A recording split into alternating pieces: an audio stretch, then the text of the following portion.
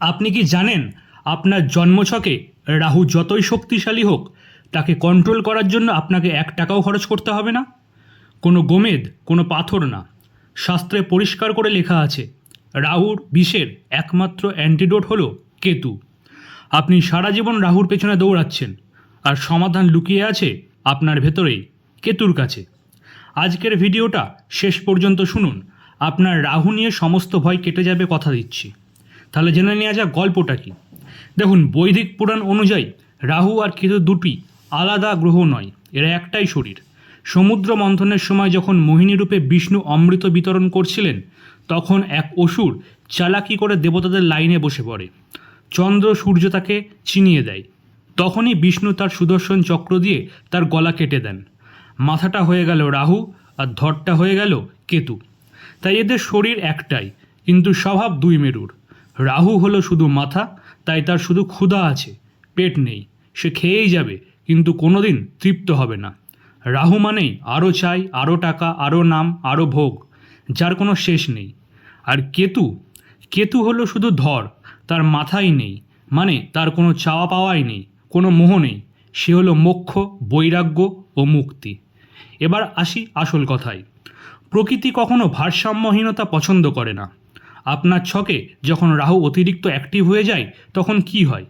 আপনার মনে অকারণ ভয় বা ফোবিয়া তৈরি হয়। আপনি সব জেনেও ভুল সিদ্ধান্ত নেন, মোহে আটকে যান। টাকা থাকে তবুও শান্তি থাকে না। রাতের পর রাত ঘুম আসে না, মনে হয় কেউ যেন আপনাকে তাড়া করছে। এগুলো রাহুর মায়া। রাহু আপনাকে বাইরের দুনিয়ায় অন্ধ করে দেয়। আর এর থেকে বাঁচার উপায় কি? আরও বাইরের জিনিস, আরও টাকা, আরও পাথর? না, এর উপায় হলো ঠিক উল্টোটা করা, কেতুকে অ্যাক্টিভেট করা।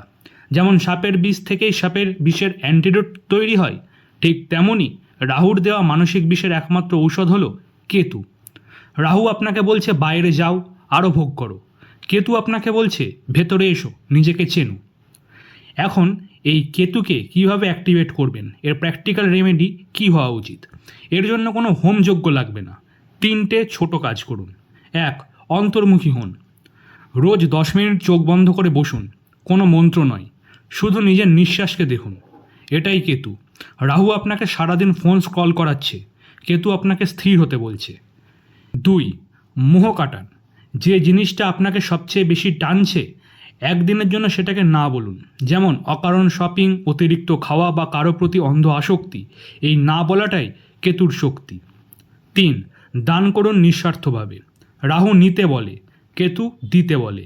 কোনো কুকুরকে খাওয়ান, কোনো অসহায় মানুষকে সাহায্য করুন, কোনো রিটার্নের আশা ছাড়াই। বিশ্বাস করুন, আপনি যখন কেতুর মতো আচরণ শুরু করবেন, রাহুর সমস্ত মায়া আপনা আপনি কেটে যাবে। কারণ আলো জ্বললে অন্ধকার এমনিই পালায়। রাহু আপনাকে বাঁধতে চায়, কেতু আপনাকে মুক্তি দিতে চায়। আপনি কোন পথে যাবেন, সিদ্ধান্ত আপনার।